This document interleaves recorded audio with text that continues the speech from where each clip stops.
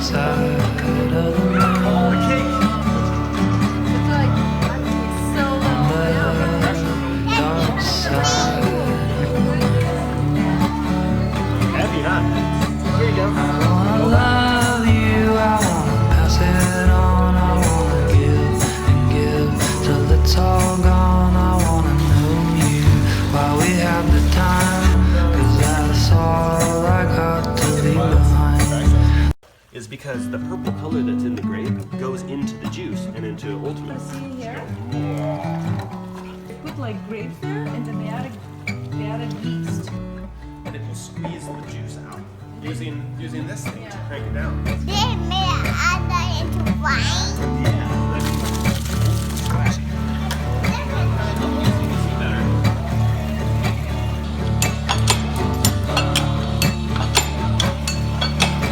I wanna tell you a story, the only way that I can. I'm just replay sentiment that came before. And one day the world is gonna see another man replacing me. That's just the way it's gotta be. It's always been that way.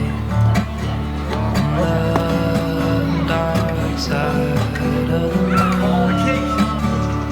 It's like, it's so low down. The dark side. Heavy, huh? Here you go. I love you, I wanna pass it on, I wanna give and give.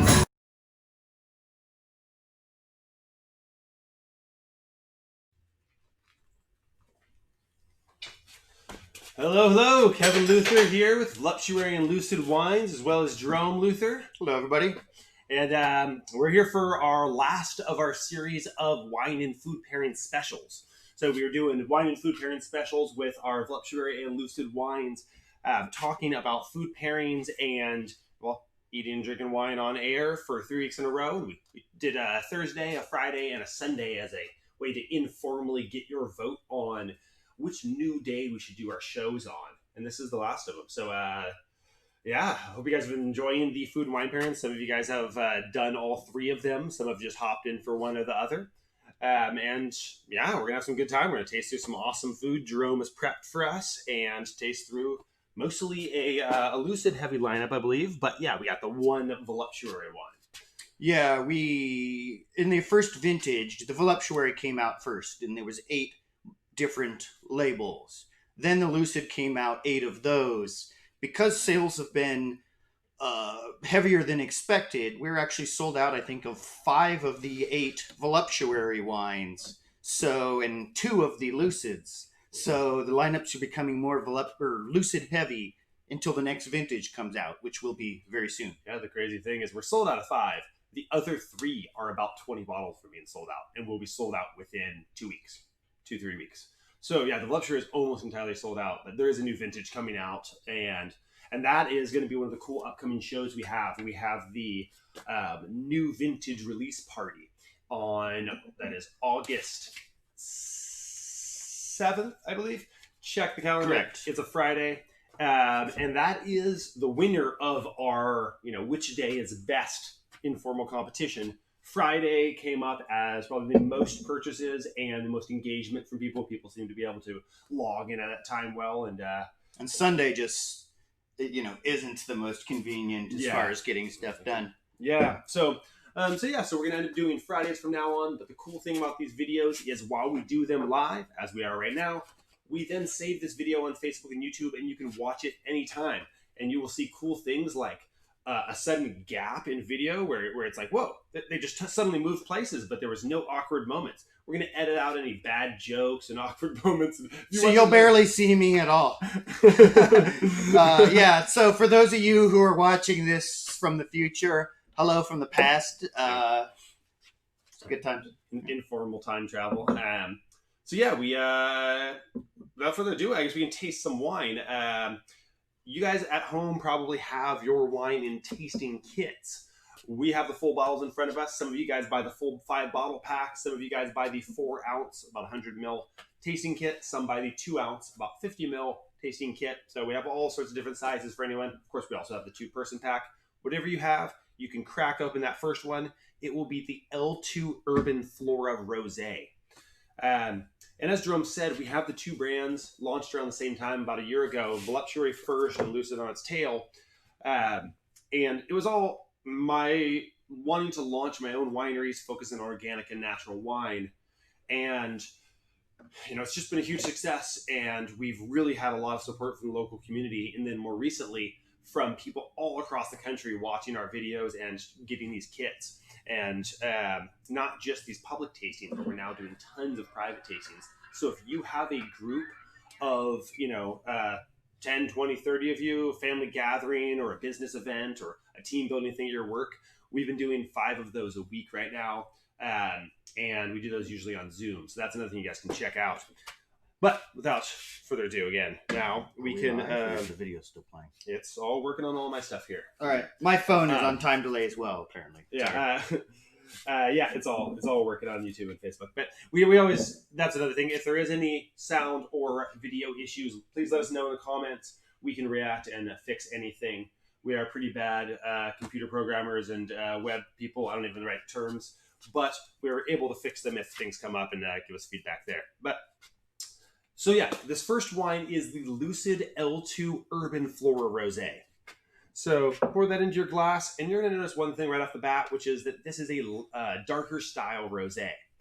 This is from a mixture of Barbera and Pinot Noir grapes, and the darker style like this comes from the fact that this is a Saunier style rosé, which is a rosé where it has contact with the red skins for about a day or two before draining off the juice and extracts just a little bit of that red color and red aromatics from the skins.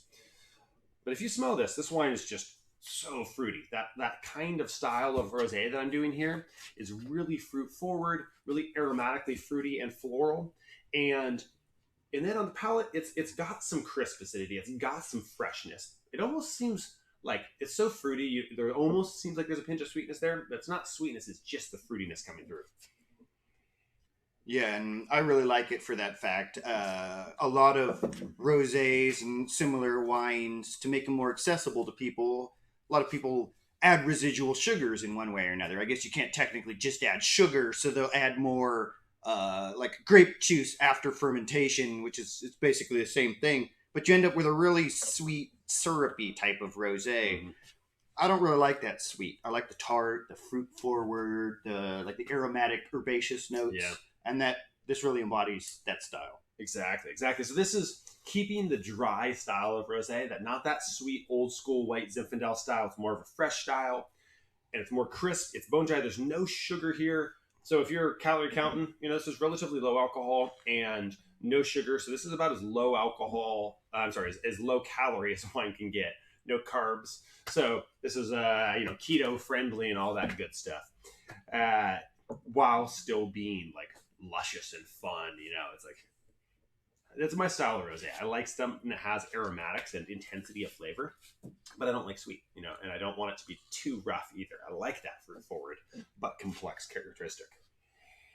So that's the technique used on it and some of the flavors and aromatics. This is coming from fruit, mostly from the foothills, but also some of the Pinot Noirs from Lodi. And then a little technique I don't talk about too much, but it's one of my little behind-the-scenes winemaking geekeries, is that after I saunier that rosé juice off the skins, I do something that other winemakers don't do. This is not a normal technique. This is really weird. I take that juice and I put it onto aromatic white grape skins. In this case, it was some Muscat, and I've done it with Viognier or Torrontés or other aromatic whites before.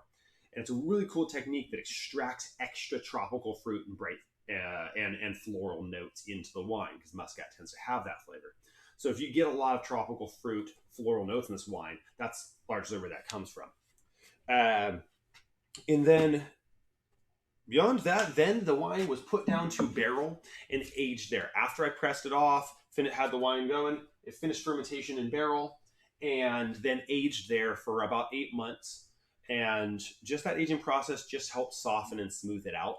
and get the wine a little more mellowed out over time. Not too long, not as long as like a red wine would be aged. A red might be aged 18 months or something often. This was aged just 6 or 8 months, just to kind of soften it up a bit. Interesting. Yeah. So then, and with all of our wines, this is vegan, sulfite free, all natural, no additives, no preservatives, nothing, just grapes fermented in a wine, aged in wood, filtered and bottled. And as always, my pairings aren't all vegan, although some of them are. I like to throw in. I'm not a meat-centric person, but I do enjoy meats in one way or another. So we have, 80-90% non-meat pairings here, and then we do have some, like I've got some shrimp tails, some smoked duck, a few options for the meat eaters, and we have listed on our sheets some more, because we listed out some flavor pairings and combinations that you can try with it.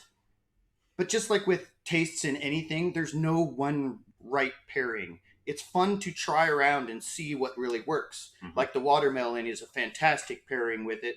That crisp apple is not. I think it's the tartness or something. It makes them both seem too tart together. The shrimp tails are also a fantastic pairing with it. So it's good to just kind of like have your things out, and even if it's not what you would have expected with that wine, try around. You'll see me doing that pretty much anytime Kevin's talking, and then I'll give you input on it later. But I'd suggest you do the same. Whatever you have out, try it. See if it matches up and let us know. Sometimes we'll find out some new things we didn't know. Yeah, that is, we've done food pairings together for a long time. Before I had launched my own winery, I was working at other people's wineries, running them. We would do these underground pairing dinners in our apartment where we would have 30 friends and family come over, and we would cook like 5 courses. Drum would cook it, and with some helpers, volunteer friends, and we would throw these parties where we would do 5 courses, his food with my wine, and it was so cool because we'd try the pairings out, and he would make a dish that he thought would pair with a wine, but we would also bring like 5 other wines. And it was shocking sometimes. Like the thing that paired wasn't necessarily the thing you thought would pair logically. There's a lot of rules to food and wine pairing, and that makes sense, and they're good guidelines. But ultimately, nothing replaces just eating a bunch of food and wine together and trying and seeing what works. Sometimes it shocks you. Yeah, and because we weren't sure which dishes would work, which wines would work, we'd bring extra. If we were doing a 5-course meal, I'd make 7 or 8 things, and he'd bring a dozen wines, and etc. So we'd sit around with us and some friends and try through a dozen things and taste it different ways. It was that was good fun. times. Yeah, I very much enjoyed that. I got one feedback from Walter that it was a little hard to hear us. I'm gonna turn up this just a little bit and see if that helps a little bit. Let's see. By the way, I also, while he's doing that, another pairing and I have something similar to it referenced on the sheet that works really well with this, is I've got a spicy, like Asian style salad, cucumber, radish, tomato with some sesame oil, rice wine vinegar, and Thai chili. The heat, the acidity, the freshness from the cucumber and tomato works really well with it. Yeah. All right, we don't have any forks, huh? No, we've got each other's cooties already. We're generally pretty safe, but it is what it is. Yeah, when you work together like 7 days a week, 10 hours a day, 10 and 12 hours a day, the cooties are exposed. So, okay, there we go. That was an unintentional bad joke. Carrie Boyle said leave the bad jokes in, so we won't edit that out. And all right, so those are some of the food pairings there. Food pairings I have listed on our tasting sheet and food pairing sheet. A lot of it comes from Jerome, mix of our thoughts. The watermelon bites that he has there, it's watermelon with mint and feta. And the concept on that, by the way, the watermelon, the fruitiness and sweetness of that works really well with this wine. Matches a lot of the flavors. The mint matches the herbaceousness and the floral notes here. And then the feta is actually almost sort of like a counterbalance point. It's got that little bit of funkiness, creaminess, saltiness that plays off of the watermelon and mint, but also off of those same notes in the wine. Yeah. So that's a good pairing. The cucumber salad, he's made a variation of it here. The base recipe is cucumber, Thai chili, Thai herbs such as mint, Thai basil, and cilantro, with a lime and fish sauce dressing, with grilled shrimp and arugula being optional. So that's just that spiciness, that citrus influence, that lime influence, as he's mentioned. Really, I think almost all Thai and Mexican food goes very well with this wine. In general, a lot of spicier dishes and spicier food cultures don't pair well with like heavy red wines. And you tend to find that lighter red wines or rosés or white wines do a lot better, especially if they have some nice acidity to them and or a little sweetness. This wine having some nice acidity and a perception of sweetness tends to be a really good pairing for wine with spicier foods. In fact, this wine is something I oftentimes say, it's like, if you would normally be drinking beer, but you want to drink wine, this is your beer replacement wine, because it's great chilled in summertime, hanging out, relaxing, just drinking by itself. It pairs well with like tacos and laid back food like that, just like summertime hot food, you know. Chill that thing right down, and it is a great pairing in wherever you would use beer. So, yeah, it's your dangerous summer day drinking wine, we often call it, just because it's made for hot days and spicy food. Exactly. That's why that's been our best seller pretty much anytime it's warm, from like April until September. That is our top seller. Our red blend Wanderlust, which we taste at the end, is our best seller kind of year round / winter, but that's definitely our summer seller. That is available at the Sacramento Natural Foods Co-op for you guys who are local. People who are further than local, you can just get this off our website. We ship everywhere in the US, and there's free shipping if you order enough, more than a few bottles pretty much. There's price breaks where you get it depending on your location. So yeah, you can order that off the website and we'll ship it to you. 2-day shipping. You'll get it in a few days. Yeah, that's the first wine. The second wine you can grab is our V3 The Lover Picpoul Blanc. So as you're looking at these, Lucid, Voluptuary, not only are they different brands with slightly different styles, different art. The Lucid is from Sacramento artist Micah Crandallbear. Awesome artist, does there's a whole range of styles, but you know, kind of thematic, and it really matches the brand's vibe, I feel. And then the Voluptuary stuff is for Robert and Shauna Park Harrison, fine art photographer, artist off the East Coast, husband and wife team. He's sort of the model, and she's the photographer, and then they work together on the art component of it. Really cool stuff. They do all of our Voluptuary art, or I should say all of our Voluptuary labels are their original art, which they're gracious enough to let us use for our labels. Love both artists, and so glad we have them for our brands.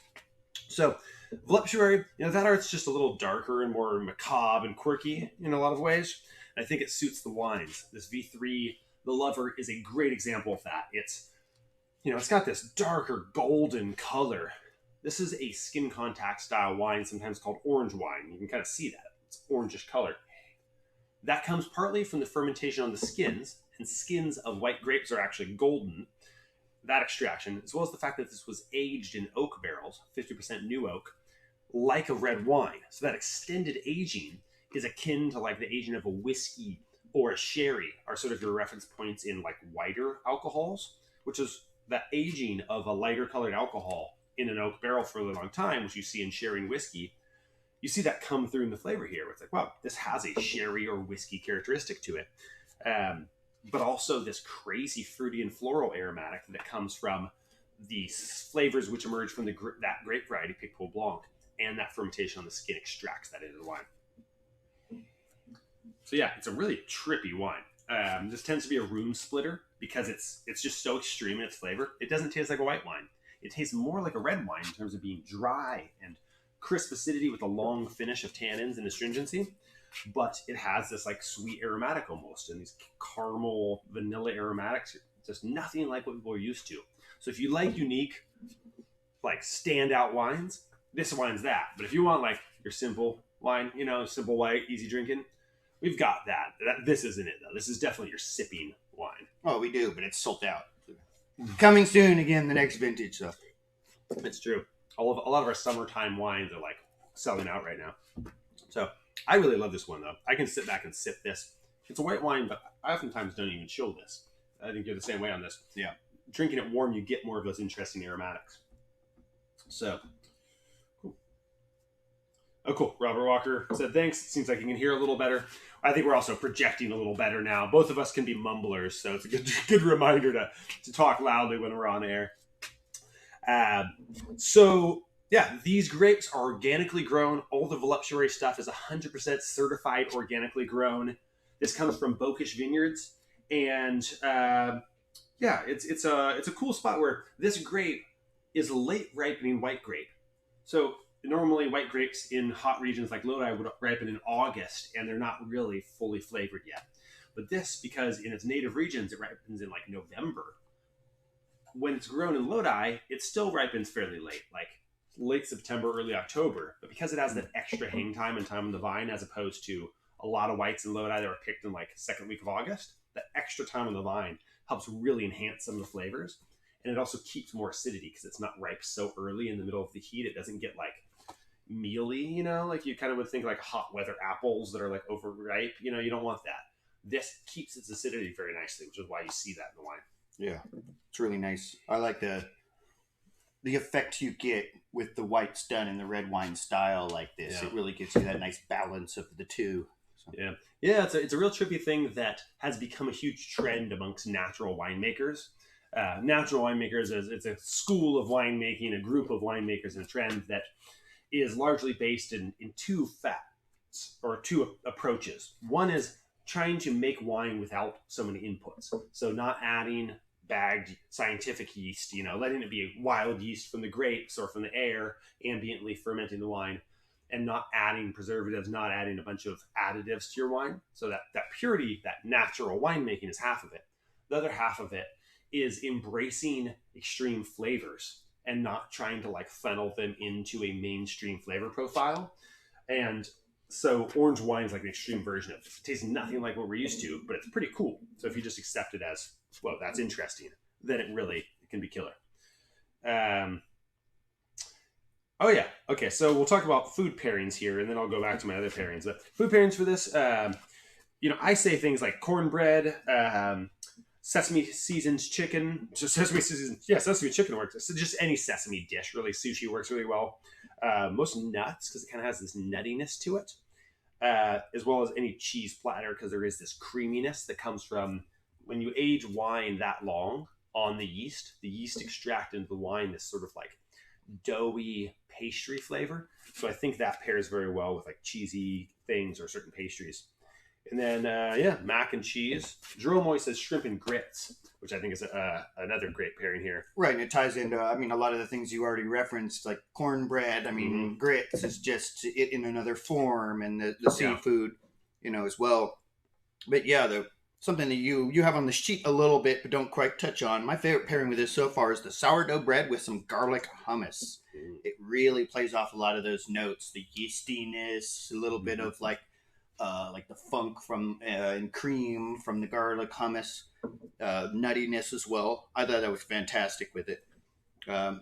Also thought the roasted salted nuts were quite good with it. Those are my favorite two. Listen, if you guys have your own food pairings at home based off what we've written or your own creativity, feel free to post them in the comments and let us know what food pairings you guys like, whether you're watching it live or after the fact. We still check back in and respond to comments periodically. So, and we like hearing input. You know, we're, you know, experts, but there is, you know, there's a limit to everybody's knowledge, and these are new style wines. There's no template for what the exact pairing is for it. So we like to hear other people's, because we learn new things ourselves that we can then pass along to other people. Yeah. So then my other pairings for this, I do, you know, interesting pairings beyond just food. I skipped them on the first one just to not drag on too long today. But I'll be honest, I actually forgot. But my other pairings for this wine, we're going to edit that part out. Yeah. My life pairing on this is being yourself, even, perhaps especially, when you aren't what people expect. Which is to say, you know, AKA letting your freak flag fly. Just being your weird self. And I think that's, you know, I was a weird kid. I was a weird kid, now I'm a weird adult. And people were always like, you're weird. You're strange. And it was like, at first there was this like shame surrounding it for me. And then later I was like, fucking love being weird. Like, So weird you just is joined awesome. the burner community and embraced it. So Yeah, definitely. Burners, folks who go to Burning Man, for those who don't know, are definitely like people who let their freak flag fly. It definitely became a community for me throughout my life. I wanted to throw in a note as well. Rosina Lambright said, we're doing garlic butter grilled shrimp. That's an amazing pairing idea for this because the shrimp works well with it. The garlic is a perfect complement for it. And then that little bit of like carbon that you get from the grilling is really going to play off of those notes from it being, like done more like a red wine. It's got that little bit more like aging and tannins in it.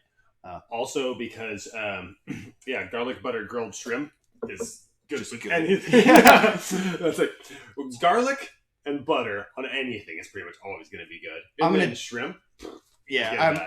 For one of these, I'm going to do bacon pairings for all the different wines. And then the pairing for each one is just going to be bacon, on the same type of note.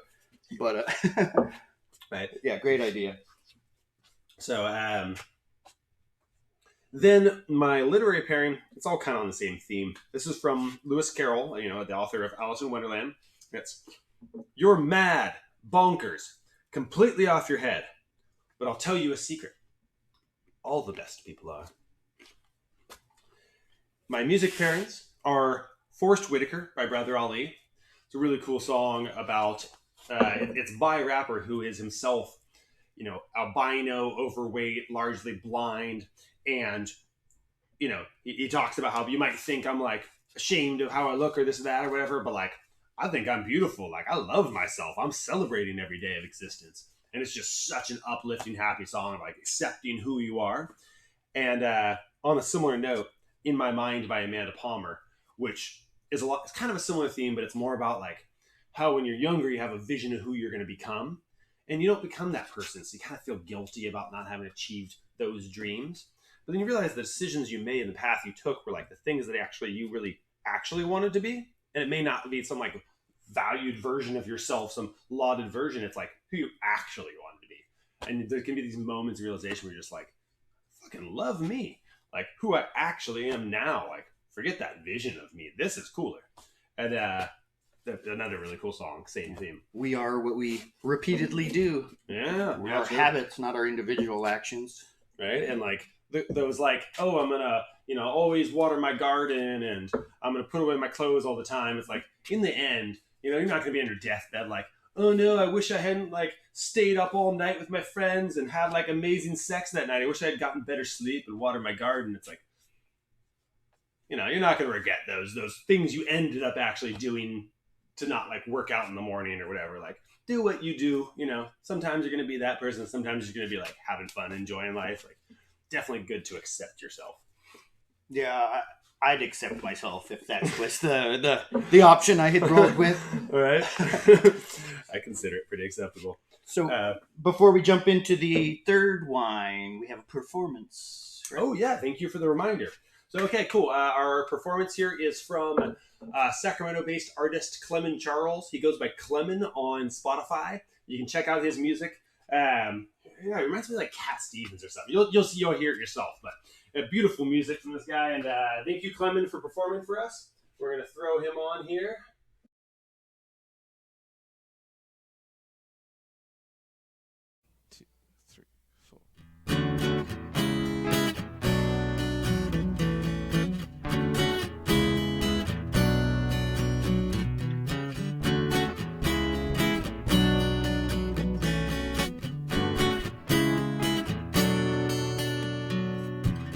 Taking it in, letting it out, bringing it back, just let it go. Never gonna stop, never gonna quit, never gonna win if you ever give in.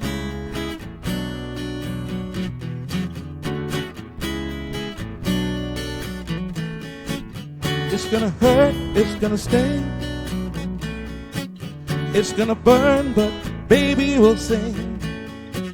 Never gonna stop, never gonna quit, never gonna win if you ever give in.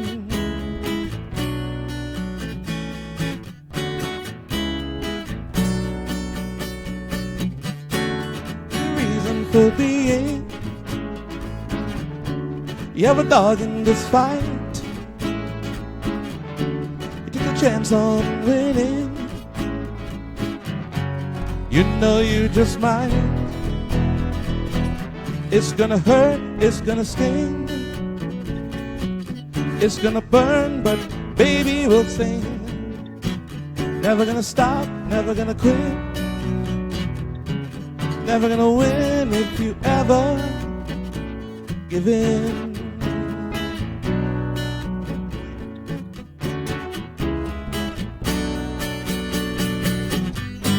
You didn't rise up for nothing. You haven't sold your soul. You didn't give up the last time. You ain't gonna start now. No, no. You were told to stop. You were told to give it up. Nevertheless, you persisted. Nevertheless, you resisted. It's gonna hurt, it's gonna sting. It's gonna burn, but baby we'll sing. You were told to stop. You're told to give up. You ain't gonna stop. You never give up. You're the reason for being. You have a dog in this fight. You took a chance on winning. You know you just might. You're the reason for being. You have a dog in this fight. You took a chance on winning. You know you just might. When the smoke clears away and the mirror shatters your day, it will be said of you. The only thing that matters is, nevertheless she resisted. Nevertheless she persisted.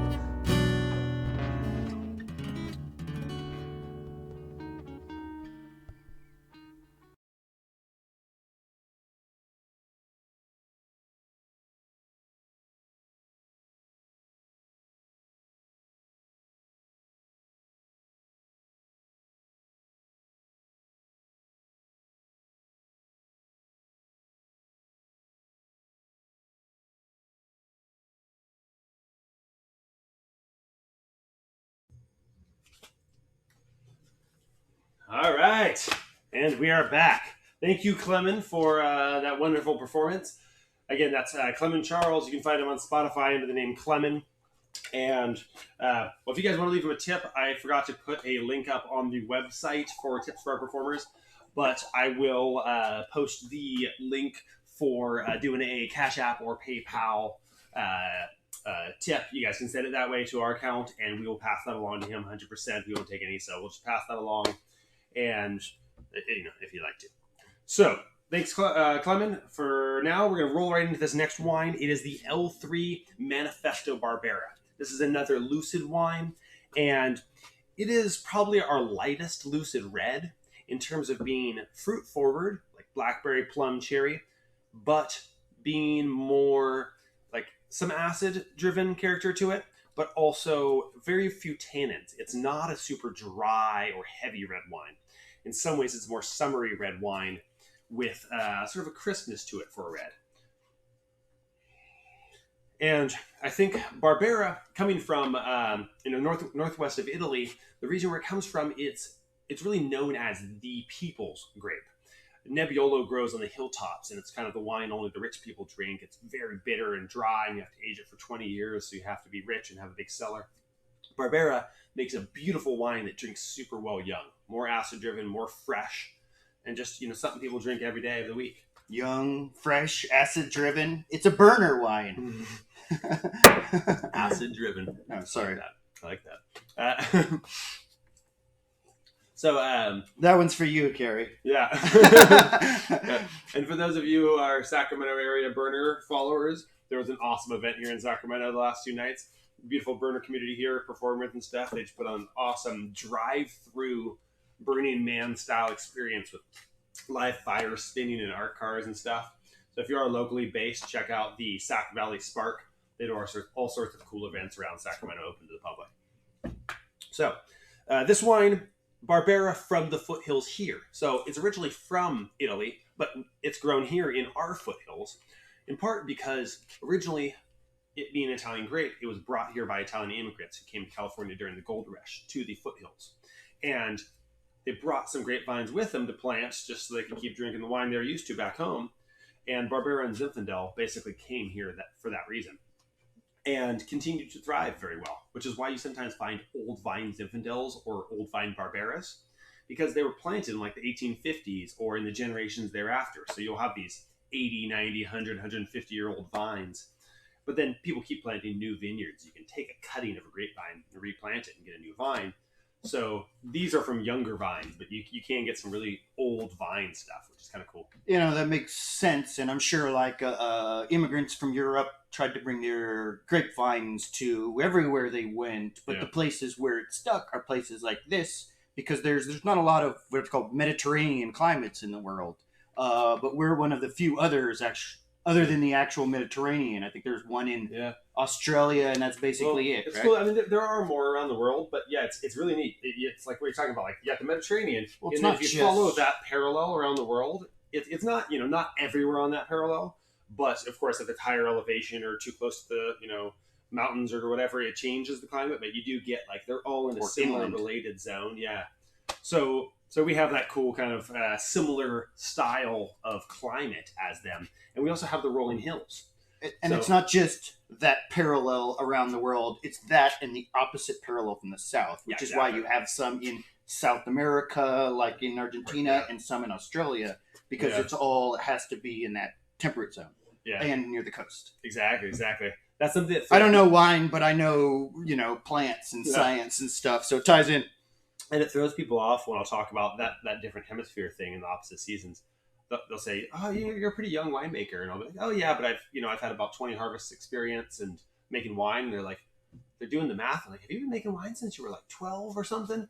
And I'm like, "No, it's because I spent like almost 8 years working a southern hemisphere harvest, a northern hemisphere harvest. So you can do 2 harvests in 1 year by like hopping around the world." If you're getting it from Australia or Argentina or something, by the way, you're supposed to swirl it the other way around. Never heard that, actually. That's a good one. That's really hard to do, though, if you try. Like, I'm really maybe you have hard to time with switch hands. Well, I am. I did it with the left, and it's not. Well, I kind of did it. By the way, if you're struggling to swirl wine, because you're like, "Oh, I'm supposed to swirl wine. That's what fancy people do." Pinky out, that helps too. But if you can't do it in the air, it's like a coordination thing. Put it on the table and swirl it that way. It's a lot easier to learn how to swirl if you start by doing it on the table. And if you're okay, as long as I've gone down this rabbit hole, I'm going to tell you a little bit about why you swirl wine. When you swirl wine, you're essentially agitating the wine, which helps aromatics lift out of the wine. That what you're doing is you're literally like volatilizing the aromatic gases in the wine that make wine smell interesting. So by doing that, you're like agitating the wine, exposing it to some air so it like lifts up. And what you're really kind of doing is, in addition to that, you're not only volatilizing it, you're creating like a whirlpool effect. And imagine like you're like swirling all the aromas in one spot. And then when you go, you're like throwing it into your nose. They don't throw the wine, actually, just the aromas. And you get a really good, strong smell. You're like, so you're actually like, I knew that about how like strengthen the aroma, but I had never heard it described like that. But it almost sounds like the vortex you're creating there is actually creating a little like aroma tornado that you're like catching on the way up. That's basically the idea. Yeah, that's funny. And the reason you don't do that with things like whiskey, scotch, brandy, is because the higher alcohol, their volatility is a lot higher. So if you did that, you get like nose burn from all the alcohol. So with them, actually, that's why with whiskey and scotch, you'll literally like official tasters, like fancy tasters, will take the scotch and they'll sniff it out here, and they'll sniff it. Because it's so volatile, you actually smell different things at different points and then you eventually get your nose in the glass, and then you eventually taste it, Huh. like at official Scotch tastings and stuff. It's weird looking. You're seeing someone sitting there going, You think they're just like building the anticipation? like Pepe Le Pew of alcohol. I think you're thinking of what was his name, Montgomery Jack or whatever. From the... Cheese. Yeah. Pepe Le Pew, it was like he was smelling the woman skunk. Yeah. Yeah. Kind of a similar concept, but cool. Carrie likes the Barbera and loved the Spark event. I was pretty sure you went, Carrie. I think I saw a post of yours. Carrie runs a local wine event, Sac Wine Fest, which is actually coming up pretty soon in the next month or two. Scope it out. I think it's sacwinefest.com. And yeah, she has a Facebook page and a website. Scope it out. Really cool upcoming wine events being done virtually this year. So if you're liking these wine tastings this way, you can check out all of these Sacramento region wineries, ourselves included, other cool local area wineries on her event. So yeah, Carrie, feel free to post a link or something in the comments so people can check out your event coming up.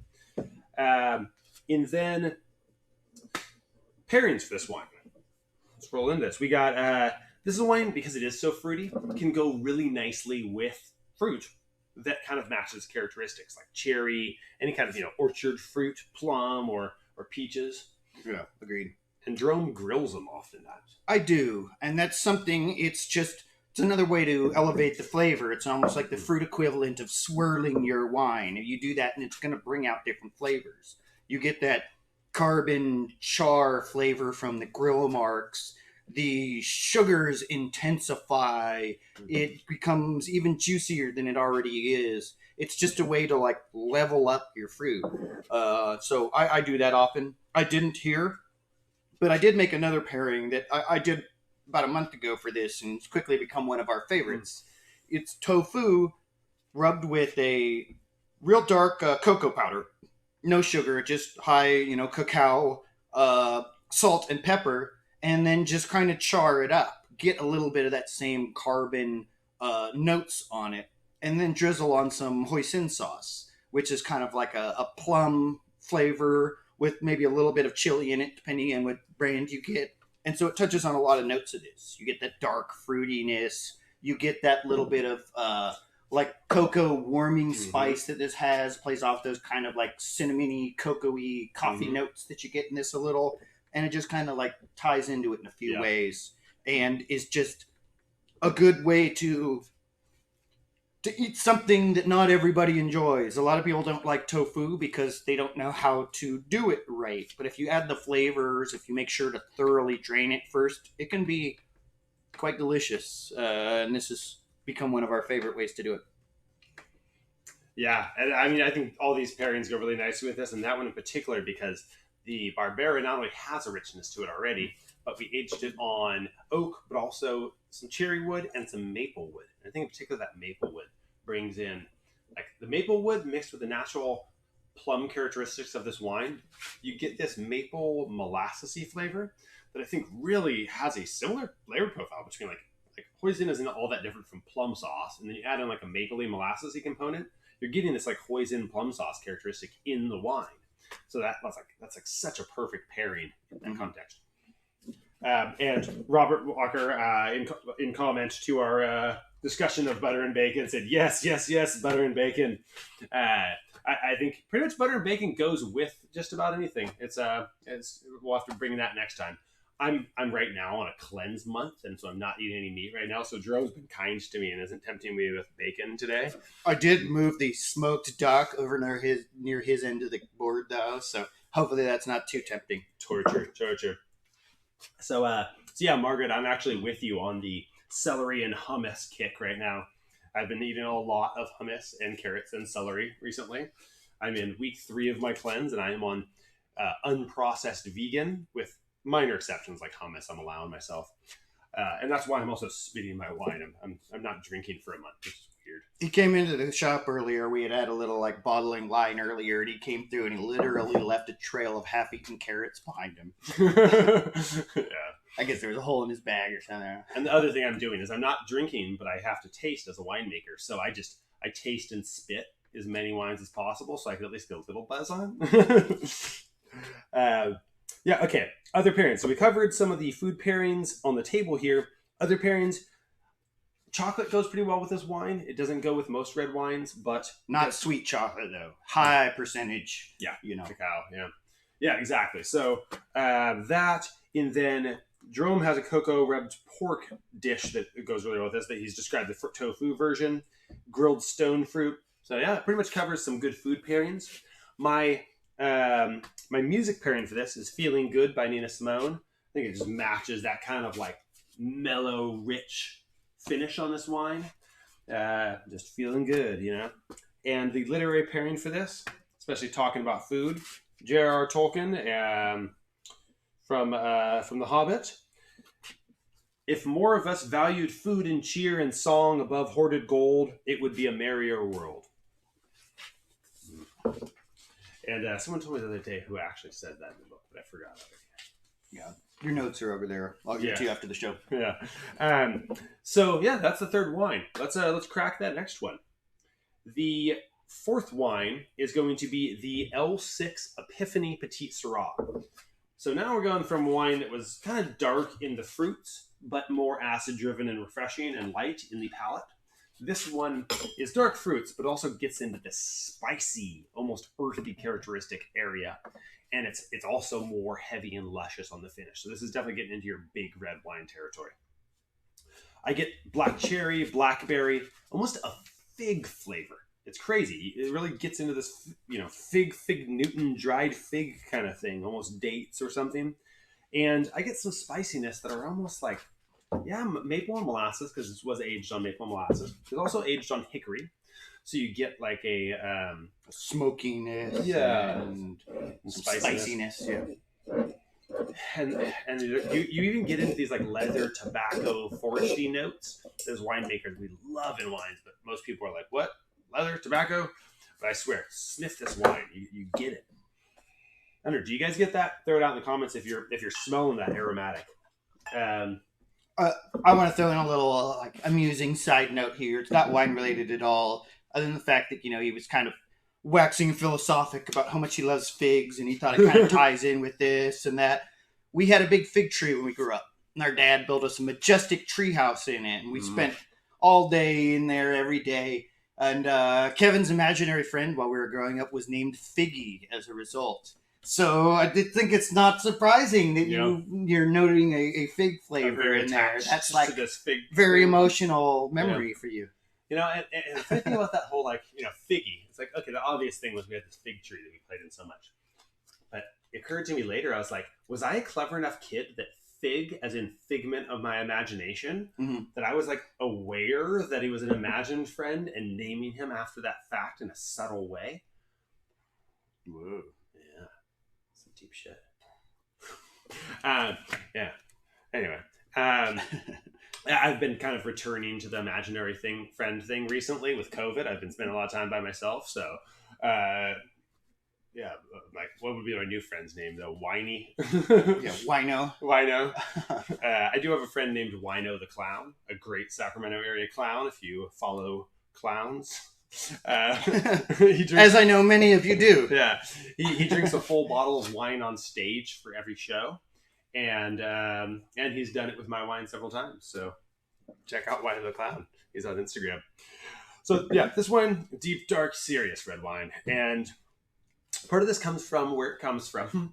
The Amador County vineyard where this grows is run by Jim Chapman, this old gentleman farmer who has a really cool technique of intensifying flavor in the wines by really intentionally stressing the grapevines. He lets them get really dehydrated by not watering them. And then right when they seem like they're almost going to die, he gives them more water and sort of rehydrates them.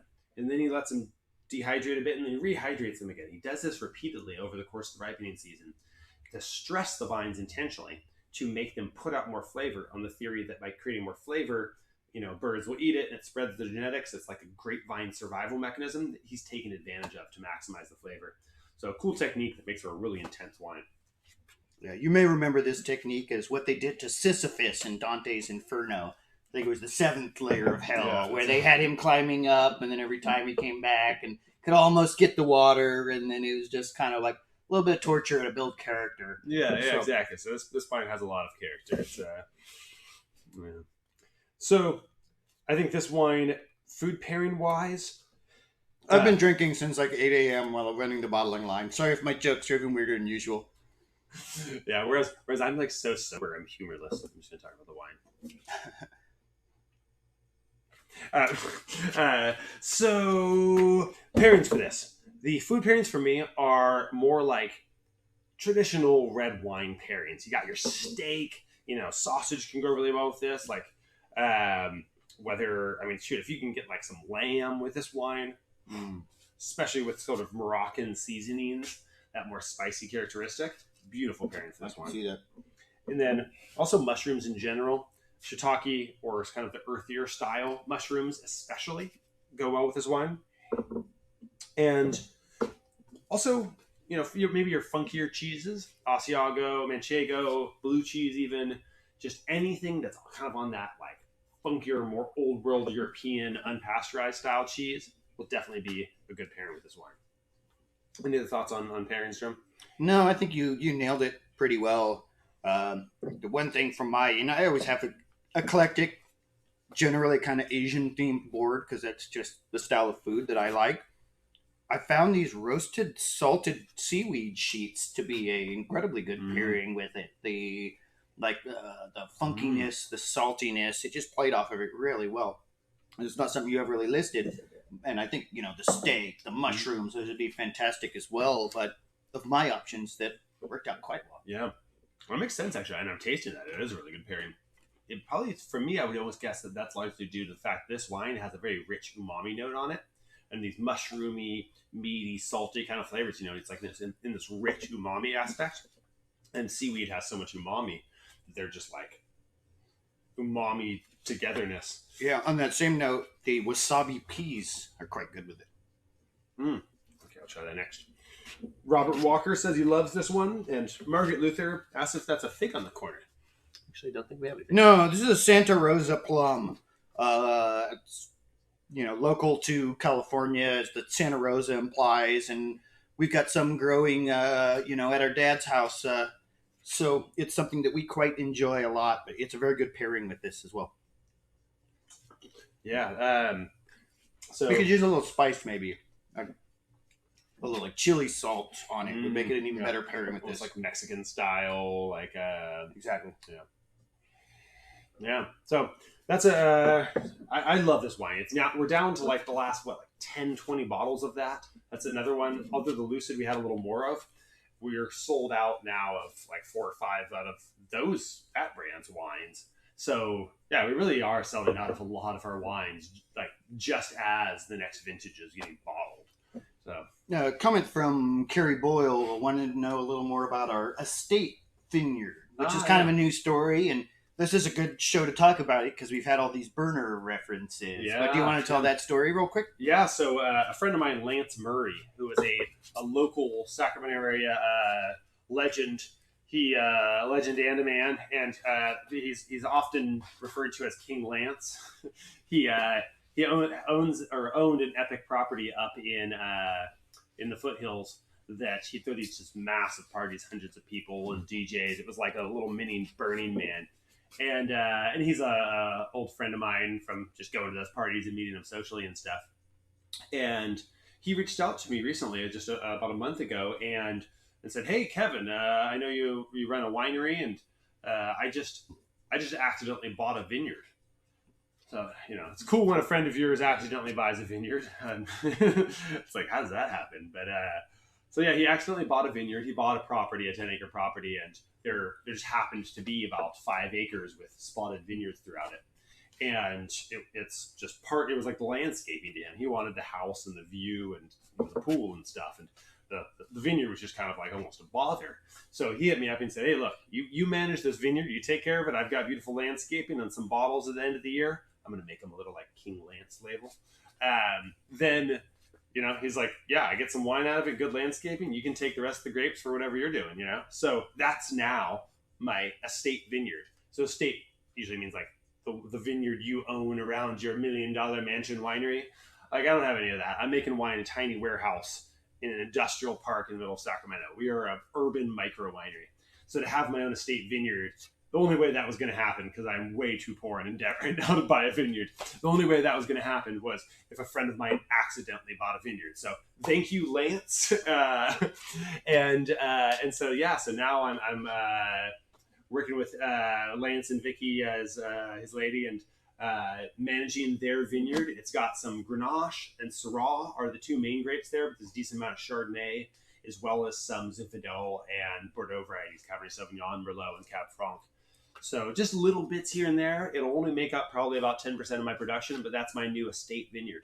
So you're going to do that under the voluptuary label, the Lucid, something else? What is the plan with that? It'll be mostly Lucid, I think, because the vineyard's so small and it's, it's not certified. It's not certified organic. So one of the main differences between the brands is voluptuary is 100% certified organic vineyards, whereas Lucid is vineyards that are managed organically or at very least highly certified sustainably. And so this being a vineyard that I'm managing 100% organically, but it's not certified yet. Well, I mean, I just took over it. It'll be under the Lucid brand. And then eventually, if I get the certification, it'll become voluptuary.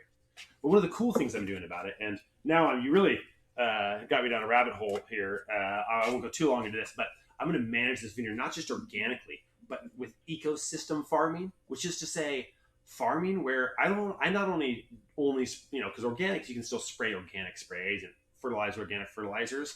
There's still a lot of monoculture farming. I'm going to experiment with a system of farming that I believe in really strongly. And Menakobu Fukushima, something like that, One Straw Revolution, he created this concept of do-nothing farming that treats the farm like an ecosystem, similar to biodynamic farming, but different. It's a system of farming that our dad was a big fan of and a follower of treating your whole farm like not a monoculture, but the opposite, diversify it. And so you're actually going to grow other crops amongst them, a shade crop above it, a I guess it would be the creeping crop, because normally that's what you do in that kind of thing, like something that grows above to create a shade, something that creeps up, and then something that's a ground cover. Yeah, so that's what I'm going to move towards slowly over time, is adding that. And the first step is what they call cover crops. It's between the vine rows. You have other crops there. Yeah. And then the nice thing about this land is that it's actually spread out in a way so that the plots of vineyard are just tucked in between little sections of woods. So it's already like diversified. So not only will I make the vine sections diversified, but it's not just 10 acres of vines. It's an acre of vines with like 3 acres of trees around it, and then like another acre with another 3 acres surrounding that. So it's already diversified as an ecosystem, which creates a natural ecosystem defense against disease. Because disease in farming largely comes from the fact that you just have one plant for 100 miles, or 100 acres. This pest comes in, and once you get one of them, you get a swarm of locusts, so to speak. It's monoculture farming is the reason why we have to use these harsh sprays. So if you diversify your ecosystem, you don't need so many harsh sprays, and you can manage a farm more effectively. But it's not as economically feasible because you can't just take 100 acres and have 100 acre of crop. You need to leave ecosystem. You need to leave natural lands, and you need to diversify your farming. Does that if you're not using your modern techniques in your sprays and your etc., and you're just kind of using that method, do you have to use also some of the other old methods, like letting some parts of your stuff like what is it called, lay fallow? That's exactly. That's more for annual crops. We have to replant them annually. For something like grapevines, it's more like you renew the soil through things like cover crops and planting beans that re-inject nitrogen into the soil, and having like grasses that you mow down to provide organic matter. So you essentially, the things you plant aren't always food crops. Sometimes it's just cover crops that replenish the soil naturally, so that that kind of is fallow while still farming the vines. Okay. And then for those of you who aren't like gardening geeks, what that basically means is rather than like growing your grapes every season all the time, it would be things like not harvesting them some seasons and letting it give the nutrients back into the soil, or even not growing there some seasons, so you're not like overworking the soil. Yeah. But it sounds like you don't really need to use that. But just to explain some of our terminology. You can do that periodically, but yeah, it's not really a thing. But yeah, so there are different ways to replenish it, which I'm going to do in this vineyard. Manage it fully organically and to keep things healthy for his family. So thank you for that question, Gary.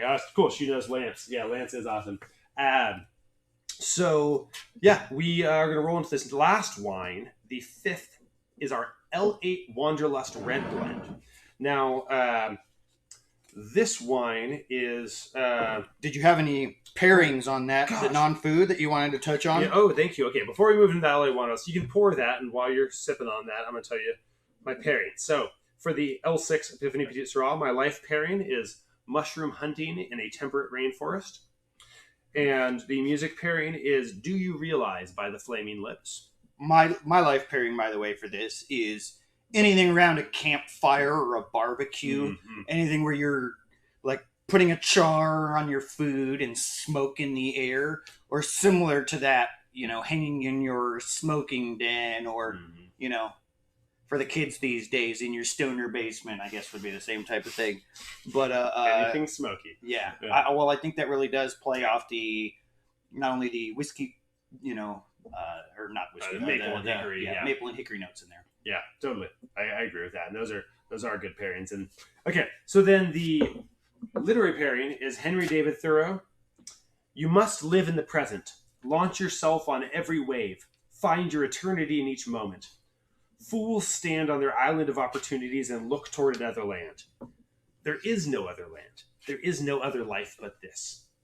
So, I hope to inspire some of you with my literary pairings. Sometimes they're playful, sometimes they get very deep and intense. I think that's more of a deep and intense wine, so it seems suited. Okay, Wanderlust Red Blend. This blend is Cabernet Sauvignon, Barbera, and Zinfandel. Cabernet Sauvignon is the backbone, having that strength. It's the Bordeaux blend's backbone. And then Barbera and Zinfandel, being the grapes brought to the foothills by Italian immigrants, are the grapes of the foothills. So this being my foothills blend, I felt that they brought in characteristics to really make this blend nice. Like the Barbera brings in that fresh, crisp fruit, and Zinfandel brings in a jammy fruit on the backbone of that Cabernet Sauvignon, and just makes for a really luscious and balanced wine. My personal favorite. And it is our top seller.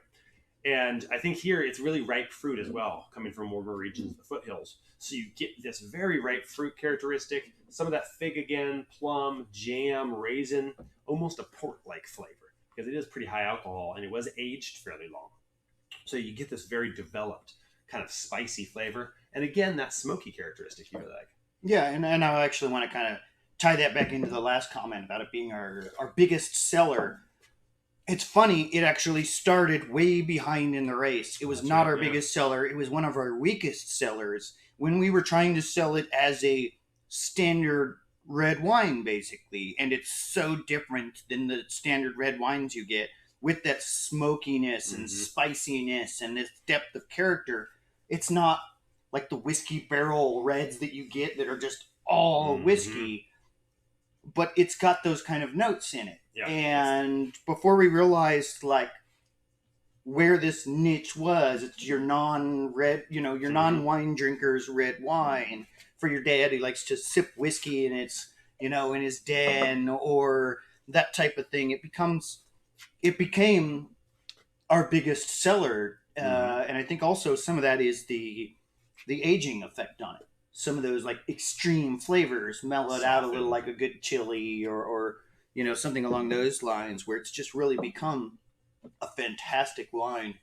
And this is one that it really did struggle early on. And then I've had like positive feedback, like Daryl Cordy tried this and he famously hates high alcohol wines, but he really liked this one. And I thought it was really balanced and tasted like an old world European wine, which is just high compliments. I mean, that guy's an absolute legend. So I was like giddy for weeks afterwards after he said that. So yeah, that's kind of how the wine was made. Really ripe fruit, aged in oak, maple, hickory, and a little bit of whiskey charred oak that gives that smokiness, and then aged a very long time. My life pairing with this is being adventurous, traveling, camping under the stars with your lover, riding a stallion into battle with a long broadsword. That's what he calls it. Yeah, Sorry. it's not sharp. And then music pairing, this being Wanderlust. It's Me Gustas Tu by Manu Chao. It's a real traveler's song. And then my literary pairing is "Let food be thy medicine, and medicine be thy food." That's from Hippocrates, and I've been doing that on all my food pairing specials here because I think that is just a beautiful quote on food. It's like medicine's important, everything's important. Food, though, can be an absolute baseline of your health. And if you eat well, drink well, enjoy your food and drink with friends whenever possible, virtually as needed, and it just does wonders for your health. And then food pairings. I think pretty much kind of what we're talking about, like anything smoky or grilled is like, I have a lot of notes here, but that's kind of the biggest take home. Yeah, and I agree. The things that are pairing the best for me here are that pickled ginger. You may have seen me struggling to separate those pieces there and eating just a big chunk of it instead. The kimchi and the smoked duck are all fantastic with it. They got the spice and that funk and that smokiness. It plays off of this really well. Yeah. So cool. And then other than that, I think this is a chill enough wine. I mean, you can have this with like hot dogs, burgers, and pizza. This isn't. It is a very nice and complex wine. Fancy people like it, but it's also just a fun wine. And even though the wines that went into it, the $28, $38, and $38, this wine's $18. So there's no reason it should be that cheap. I just wanted to make wine that was affordable, and I did it. And this wine's it. It should be charged a lot more.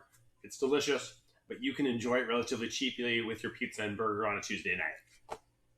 Yeah, no, and agreed. And I think it's nice because it's not only like one of the lowest prices of your wines, or it's tied for lowest price of your wines, but it's also the highest alcohol content of your wines, and it is just the most, I want to say, diversely flavored of any of your wines. So personally, that's why it's my favorite. It's just something that you can sip and enjoy and pair it with so many different experiences or foods, and do so economically and, with a high, bang for the buck, so to speak. So. Yeah. And,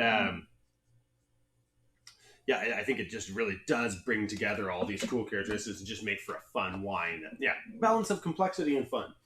So that is our last wine. Hopefully you guys have enjoyed these food pairings. We're going to show you guys these kits and tell you a little bit about our upcoming week. We have a couple upcoming week's themes. We have some trivia night coming up, as well as our new wine vintage release party.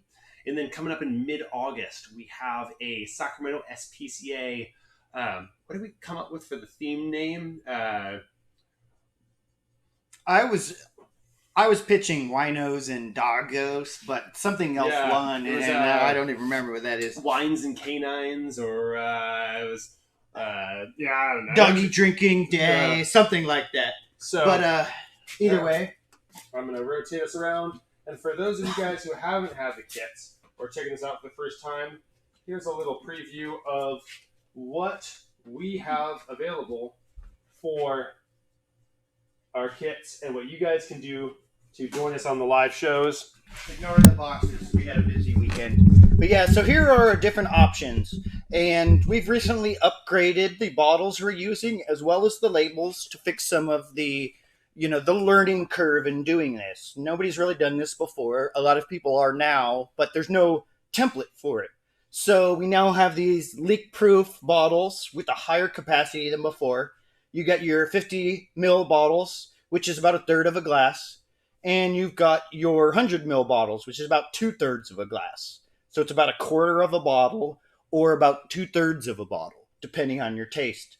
We've also got your couples pack, so to speak, with one bottle and then two of the smaller kits. And then for your best deal, not only for you, you get the most alcohol for your price, but also for us to help a small struggling company survive, is 5 full bottles. So like with our tasting shows, like with everything else, these actually vary every single week. There will be some crossover, but every week there's a new lineup. So you can try through the different wines and get them at a value price by getting them this way. So it gives you a good opportunity to not only take part in this show, but enjoy the wines as well. Mm-hmm. The other thing I want to show you up here is we have a monthly subscription, which It's a really good deal, and we got variety options: 1, 2, or 3 bottles, Lucid, Voluptuary, or mixed. But you also get free shipping or delivery along with that in California, and local handmade artisan gifts, and they're vegan. They're like they match our ethos, but they're also we make them useful. So actually, I was using the cutting board earlier that we gave along with 1 week, so I don't have that here. We got everything from like these handmade homemade candles to the fairy bottle lights, these glittery bamboo bottles here, this cool hot sauce we just debuted, local Buck Dangers porch sauce, Buck Dancers porch sauce. Sorry about that. Charcoal rosemary soap. It's really an amazing aromatic soap. Resin art, and a variety of others. Some of them I haven't been able to keep samples, and some I just don't have the samples in yet. But every month you get a different gift, and you usually get a choice as well. So it gives you an opportunity to not only give back to us, but give back to the artists in your local community. And you're not just giving away money. You're still getting a better deal basically on even just the wine than you would be otherwise by doing that. But you also get these very useful gifts. Like every one of these I order in beforehand. And if it's not something that we use and use up regularly and like wear out, we're not going to put it in a gift box. This is a delicious hot sauce, an amazing soap. Like I wear my necklace on the regular. They're just really cool things to have around. So it's a good way to give back and get back. And that's our show. Yeah, so, all right, poke my head in here. Thank you guys for joining us for another live week here. Like I say, we have those 2 upcoming ones, the Trivia Night, the release, 3, and then we have the SPCA one. And then we're actually going to be taking a little bit of a break. We're going to start doing them more intermittently, once every few weeks. So, catch some of these next ones while you can, and then after that, it's going to be kind of odds and ends because, to be honest, we've been so busy with private booked ones that we're going to space these out a little bit more and let it be a little more special with time in between. But join us for the next few before we take a break. Also, I'm going to be crazy busy with Harvest because I'm, he does everything. Yeah, it's hard to be the web designer and host when you're also like running a harvest. So we'll cool it down for harvest season and but scope out the ones we do have, and all of our recorded ones stay on the website or linked on Facebook and YouTube, so you can find them there, watch the old videos, and order the old kits. And on the note that Kevin mentioned earlier, we do private tastings. So if you've got a baby shower, if you've got a wedding, if you've got a birthday, if you've got a corporate meeting, contact us. We can give you deals. We can make you custom kits. We can supply these kind of gifts to the people on your list. So we can customize this experience and give you a private Zoom meeting with everything you see here. And you get to enjoy this experience privately and a little more intimately and interactively. So, it's another great way to connect and enjoy it yourself while helping us out as well. Yeah. Thank you, Jim. So thank you guys. We'll see you for the next show.